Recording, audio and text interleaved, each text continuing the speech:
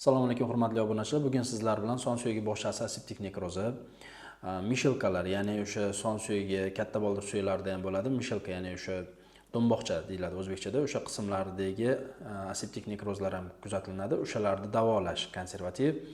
Keyin yoshi katta bemorlarda stress perelom degan narsa bor. Ya'ni son suyagi bo'yinchasida ko'p uchraydi bu narsa. Nomiga yiqilib tushadi, lekin son suyagida xuddi singandek oro bo'ladi. Bu perelom oldi hisobi, ya'ni stress perelom, ya'ni suyakda to'liq sinib ketmaydi, bunday oq ajoyib liniya bo'lib qo'yiladi. O'shalarni konservativ davolash haqida gaplashamiz. Ya'ni dori-darmon bilan, pastel rejim bilan davolash. Albatta bemorga qo'ltiqtayoq yoki hadunka olib berish kerak bu holatda.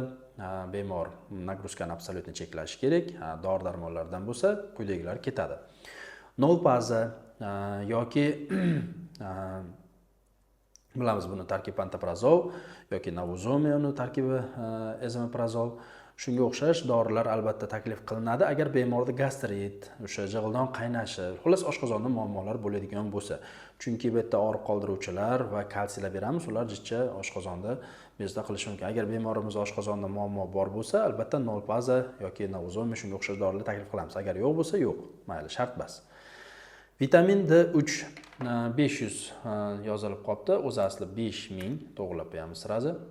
Nimaga 5000 единица vitamin D3? Oxirgi o'sha tekshiruvlarga ko'ra, tekshirib ko'rilganda 50.000 единицani haftada bir marta berganimizda, u o'sha birinchi-ikkinchi kunlardayoq so'rilib ketib, organizmning undan keyin o'z faoliyatini ko'rsatmaganligi hisobidan yetarlicha kalsiylarimiz o'zlashtirilmasligi mumkin ekan. Shuning uchun ham organizmda tez parchalanib ketib qolishi mumkinligi uchun mayda dozadan har kuni bergan yaxshiroq. Vitamin D ni 5000 единицаdan tabletkadan bir kunda bir mahal, ertalab nonushdan keyin 2 oy davomida. Undan keyin 2 oydan keyin yana bir marta baribir tekshirasizda, uni поддерживающий dozasi 1000 dozasiga o'tkazib qo'yishingiz mumkin. Vitamin D ni 5000 va 1000 dozalari ham bor. Xo'p, kalsiy aratat, buni ko'p marta aytib o'tganman. Kalsiylarning ichida eng oshqozonga yaxshi so'rilib, ichda qotirmaydigan, oshqozonni jig'ildonni qaynatmaydigani kalsiy aratat hisoblanadi. Agar endi juda ko'p aptekalarda yo'q bu yangi dori, agar bu topilmasa, o'rniga osteokayk, kalsiy titrat, ya'ni tarkibi. Buning ichida K2 vitaminlari ham bor, so'rilishga yordam beradi. Xullas kalom kalsiy aratat bittadan 2 mahal. Agar yo'q bo'lsa, osteokayk bittadan 2 mahal 2 oy. Kalsiy ichishni boshlaganlar 20 kun bo'lganda Zomtu, Zalenta, Bonkur, xullas zalidronoviy kislota 4 mg ni 500 natriy xlorga qo'shib turib, kapelniya qilib quyib yuboriladi. Xo'p.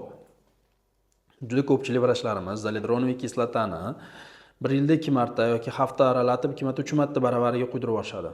Afsuski bu noto'g'ri. Zalidronoviy kislota agar bemorda qanaqadir suyakda rakiga o'xshagan metastaz berib yuborgan bir suyakda onkologiyasi bo'lmasa, 1 yilda bir martasi yetadi. U yoshi katta bo'lsa, osteoporoz bo'lsin, boshqa bo'lsin, bittasini o'zi yetadi. Oshiqchasi oshiqcha. Keyin uni quyishda 500 natriy xlor bilan quyish kerak. Sababi ko'proq suyuqlik bilan quygan ma'qul. Xo'p, bundan tashqari quyishdan oldin va quyib bo'lganingizdan keyin bemor to'yib suyuqlik ichgani ma'qul. Organizm suvga to'yintirish kerak. Xo'p, endi zalidronoviy kislotani o'sha Zomtu, Zalentani quyganingizdan keyin bir kun o'tib bemorda anchagina kuchli isitma, butun tanada qaqshab og'riqlar bo'ladi. Bu gipokalsiyemiya hisobiga kechadi va 2-3 kunda o'tib ketadi. Odam ko'proq suyuqlik ichib, o'sha isitmasiga Nemesil, paracetamol shunaqalar ichib damda olib yotsa, o'zi o'tib ketadi. Xo'p, zalidronoviy kislota 1 yilda bir marta quyiladi, bilamiz. 3 yil qabul qilingandan so'ng u praliyaga o'tkaziladi, ya'ni denosumab, u 6 oyda bir marta olinadi, podkoja. Unda ham 3 yil yurib turib, keyin yana zalentaga qaytarilaveradi. Xo'p, kalsiy berdik, zalidronoviy qildik. Xo'p, qo'shimchasiga asteginon ham albatta qo'shishimiz kerak. Asteginon bilamiz-ki, asten gidroksapatid, suyak rezorsiyasini kamaytirib beradi bu ham bu. Bittadan 2 mahal, ovqatdan keyin 2 oy davomida ichishadi buni ham. Endi baribir естественно aseptik nekroz, o'sha stress perelom hammasi og'riq beradi. Shuni hisobidan artaksan qo'shamiz. Hozirgi kunda eng yaxshi og'riq qoldiruvchilarimizdan. Yallig'lanishga qarshi ta'siri ham zo'r, o'sha tenoxikam. Buni kapelniya qilib quysangiz zo'r effekt beradi, tezroq effekt beradi. Artaksan 2 ml ni o'sha Tenaliov, Atox, ko'p aptekada shu tenoxikam sostav bo'lsa bo'ldi. 100 natriy xlorga qo'shib turib kapelniya qilib olsangiz bo'ladi. Agar yo'q, tomiri nozik, ukol olishga yoki kapelniyaga sharoit yo'q degan bo'lsangiz, mushavarasiga qilsangiz ham bo'ladi 5 kun. Xo'p, 6-kundan boshlab etaksib 90 mg, etorekoksib hozirgi kundagi o'sha koksiblarda eng yaxshi ta'sir qiladiganlardan biri va oshqozonga ta'siri ham kam. Bitta tabletkadan bir mahal, ovqatdan keyin 20 kun davomida.